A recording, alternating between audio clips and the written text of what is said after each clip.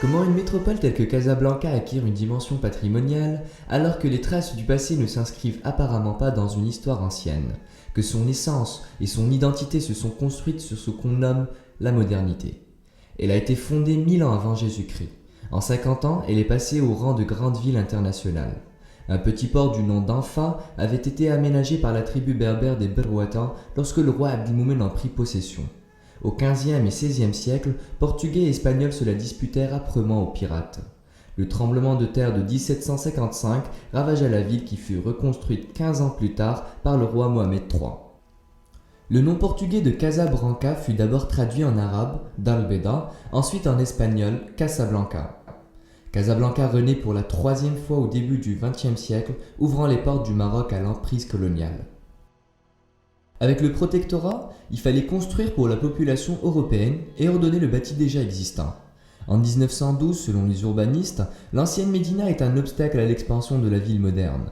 Prost la condamne à la disparition et Écochard l'aperçoit comme une petite agglomération sans caractère particulier.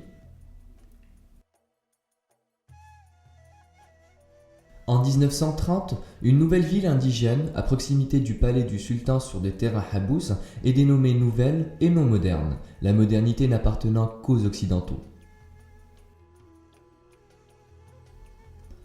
En 1944, Courtois propose l'aménagement de l'ancienne Médina, afin de conserver ces quelques rares vestiges qui seraient dommage de voir disparaître.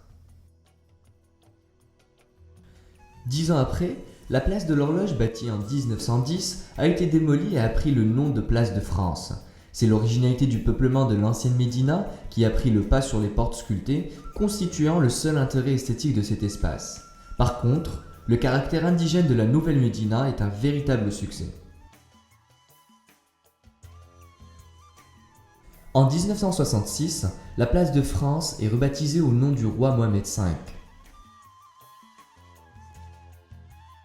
18 ans plus tard, l'ancienne Médina qui est témoin de l'architecture traditionnelle marocaine, le centre-ville par son architecture coloniale, la nouvelle Médina par sa vocation commerciale et son rôle de centre secondaire, représente le patrimoine dans les textes de l'UNESCO. En 1987, les Habous forment un quartier musulman aux ruelles étroites qui a pris le visage d'une Médina traditionnelle. L'année 1989 est à la sauvegarde des monuments historiques. Ayant une valeur esthétique affirmée, l'ancienne Médina fera l'objet d'une vaste restauration visant à sauvegarder les éléments d'architecture du patrimoine national. L'ancienne horloge sera aussi restituée.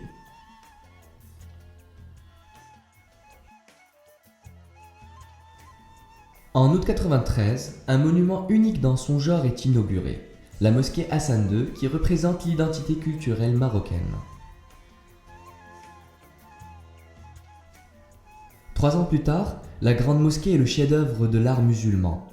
La ville est devenue remarquable par son architecture coloniale et devient l'un des ensembles art déco les mieux conservés au monde. L'ancienne Médina n'est plus très intéressante et le quartier des Habous a acquis le statut d'une véritable Médina qui passionnera les férus d'urbanisme. L'année 96 réunit les 4 espaces de l'évidence patrimoniale d'aujourd'hui.